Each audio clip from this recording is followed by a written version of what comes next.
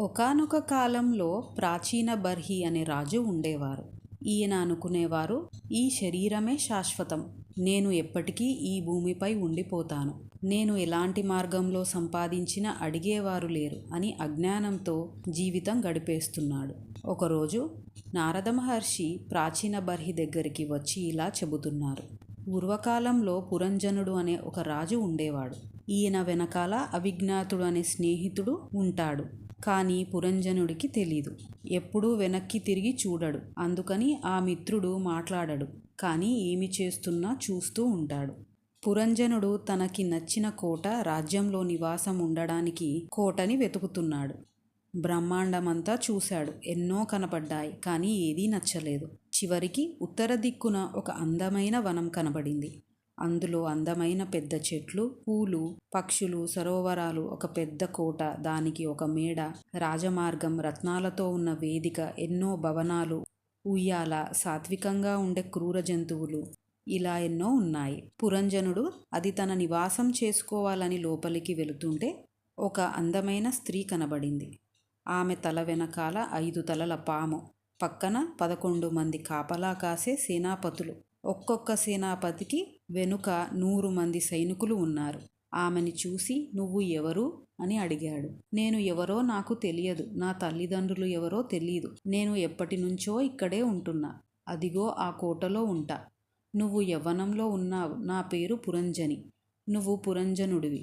మనిద్దరం కలిసి ఆ కోటలో 100 సంవత్సరాలు భోగాలు అనుభవిద్దాం. ఈ కోటకి తూర్పు దిక్కు 5 ద్వారాలు ఉంటాయి. నువ్వు బయటికి వెళ్లే ముందు ఒక్కొక్క ద్వారానికి ఒక్కో మిత్రుడు ఉంటాడు. ఆ మిత్రులని తీసుకొని బయటికి వెళితే ఒక ప్రదేశానికి చేరుతావు. అక్కడికి వెళ్ళి తిరిగి మళ్ళీ వెనక్కి రావచ్చు. పురంజనుడు దీనికి అంగీకరించి ఆమెని పెళ్లి చేసుకున్నాడు. వారిద్దరూ సంతోషంగా ఉన్నారు. ఆమె తింటే తినేవాడు, ఆమె ఏడిస్తే ఏడిచేవాడు, ఆమె నవ్వితే నవ్వేవాడు, ఆమె ఆడిస్తే ఆడేవాడు.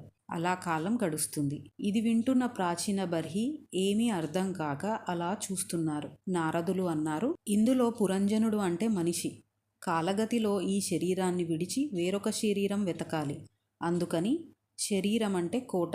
ఆ కోట కోసం వెతుకుతున్నాడు. ఈ శరీరంలో అనేక చెట్లు, సరోవరాలు, ఎన్నో భోగస్థానాలు ఉన్నాయి. అంటే శరీరంలోకి వచ్చాక అనేక బాంధవ్యాలు, బంధుత్వాలు పెంచుకుంటాడు. లేచిన దగ్గరి నుంచి ఎవరితో మాట్లాడాలి, ఏం మాట్లాడాలి, వారికి ఏం చేయాలి, ఏం చెయ్యొద్దు అంటూ కాలం గడుపుతాడు. దీనివల్ల కాలం వ్యర్థమై భగవంతుడి గురించి ధ్యానించే సమయం కోల్పోయి మృత్యువు వైపు వెళతాడు. ఈ కోటకి ఉన్న మేడ తలకాయ, దానికి లతలు, పూలు ఇవే వెంట్రుకలు, రత్నాలతో ఉన్న వేదికే హృదయం, అక్కడ ఉయ్యాల, అందులోనే నిద్రపోతాం. ఈ పురంజనియే బుద్ధి. ఈ బుద్ధిని 5 తలల పాము అంటే పంచప్రాణాలు. పంచప్రాణాలు అంటే ప్రాణ, ఆపాన, సమాన, ఉదాన, వ్యాన అనే వాయువులు. 11 మంది సేనాపతులు అంటే పంచ జ్ఞానేంద్రియాలు, పంచ కర్మేంద్రియాలు, మనసు. ఒక్కొక్క దానికి 100 వృత్తులు ఉంటాయి. అవే సైనికులు. ఈ బుద్ధితో వివాహం చేసుకొని సంతోషంగా ఉన్నాడు. తూర్పు దిక్కున 5 ద్వారాలు ఉన్నాయి. ఆ ద్వారాలు దాటేటప్పుడు ఒక్కొక్క ద్వారం దగ్గర ఒక్కొక్క స్నేహితుడిని తీసుకొని వెళ్ళాలి. ద్వారాలు అంటే మనం సుఖం అనుభవించడానికి ఉపయోగించేవి.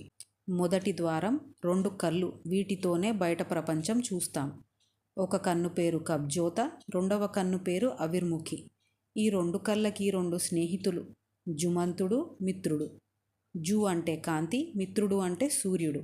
ఈ 2 కళ్ళు 2 స్నేహితులతో కలిసి విభ్రాజితము అనే ప్రదేశం వెళతాడు. వెళ్ళి ఈ లోకాన్నంతా చూస్తాడు. రెండవ ద్వారం ముక్కు. దీనికి నలిని, నాలిని అనే 2 ద్వారాలు. వీటి స్నేహితుడు అవధూతుడు అంటే అంతటా తిరిగే వాయువు. ఈ వాయువుని తీసుకొని సౌరభం అనే దేశం వెళతాడు. ఇక్కడ వాసన పీలుస్తాడు. మూడవ ద్వారం నోరు. దీనికి ఒకసారి రసజ్ఞుడు అనే స్నేహితుడు ఉంటాడు, మరొకసారి విపనుడు అనే స్నేహితుడు ఉంటాడు. నోరు రసజ్ఞుడితో బహుదకము అనే దేశం వెళ్ళి రుచి తెలుసుకుంటాడు. విపనుడితో ఆపనం అనే దేశం వెళ్ళి మాట్లాడతాడు. 4వ ద్వారం చెవులు. కుడి చెవి పితృహవ్. దీనికి శృతిధరుడు అంటే వేదం అనే స్నేహితుడితో పాంచాల దేశం వెళ్ళి వేదంలో పూర్వభాగమైన కర్మలని చేసి ఇక్కడ సుఖాలు, పైలోకంలో సుఖాలు కోరతాడు. పుణ్యమైపోయాక కిందకి వస్తాడు. చాలా కాలం తర్వాత గొప్ప గురువు దొరికితే అప్పుడు శృతిధరుడితో ఉత్తర పాంచాల దేశం వెళ్ళి ఎడమ చెవి దేవహు నుంచి బయటకి వచ్చి మోక్షం కోరతాడు. 5వ ద్వారం శరీరంలోని కింది భాగంలో ఉండే మూత్రద్వారం. దీని పేరు దుర్మదుడు. ఇది మదాన్ని కల్పించే ఆవేశం ఉంటుంది. సుఖం అనే స్నేహితుడితో గ్రామికము అనే దేశం చేరుతాడు. వెనుక భాగంలో మలద్వారం, లుద్దకుడితో వైశసము వెళతాడు. ఇవి కాకుండా ఈ శరీరంలో ఇంకెందరో ఉన్నారు. పురంజనుడు మాత్రం 2 కళ్ళు లేని వాళ్ళ భుజాలపై చేతులు వేసి వాళ్లతో కలిసి వెళతాడు. ఇవే చేతులు, కాళ్ళు. ఒకరు పేరు నిర్వాక్, మరొకరు పేరు దేశస్కృత్. ఒకరు ఎక్కడికి తీసుకెళితే అక్కడికి వెళతాడు, మరొకరు ఏం చేయమంటే అవి చేస్తాడు. అలా ఎవరు తన చేతులతో చేసుకునే దుష్కర్మలకి బంధింపబడతారు. ఇలాంటి వాడు విషూచినుడు అనే వాడితో అంతఃపురంలో భార్యాబిడ్డలతో ఎప్పుడూ సుఖాలు అనుభవిస్తూ ఉంటాడు. ఒకరోజు ఈ పురంజనుడు గుర్రమెక్కి 11 సేనాపతులు పెట్టుకొని చేయవలసినవి చేయకూడనివి చేసేశాడు. చంపకూడని వాటిని చంపాడు. ఇవన్నీ పగబట్టి ఇనుప కొమ్ములు ధరించి నువ్వు ఈ కోట అనే శరీరం నుంచి బయటికి రా, నీ పని పడతాం అని కూర్చున్నాయి. ఇవే చేసిన పాపాలు. కొంతకాలానికి చెండవేగుడు అనే గంధర్వుడు చూసి ఈ కోటని స్వాధీనం చేసుకోవాలని చూస్తున్నాడు. ఇతని దగ్గర 360 మంది తెల్లని మగ సైన్యం, 360 మంది నల్లటి ఆడ సైన్యం ఉన్నారు. వీరే పగలు రాత్రి. వీరితో పాటు కాలకన్య కలిసింది. ఈ కాలకన్య తనని పెళ్లి చేసుకోమని నారదులని అడిగింది. ఆయన జ్ఞాని.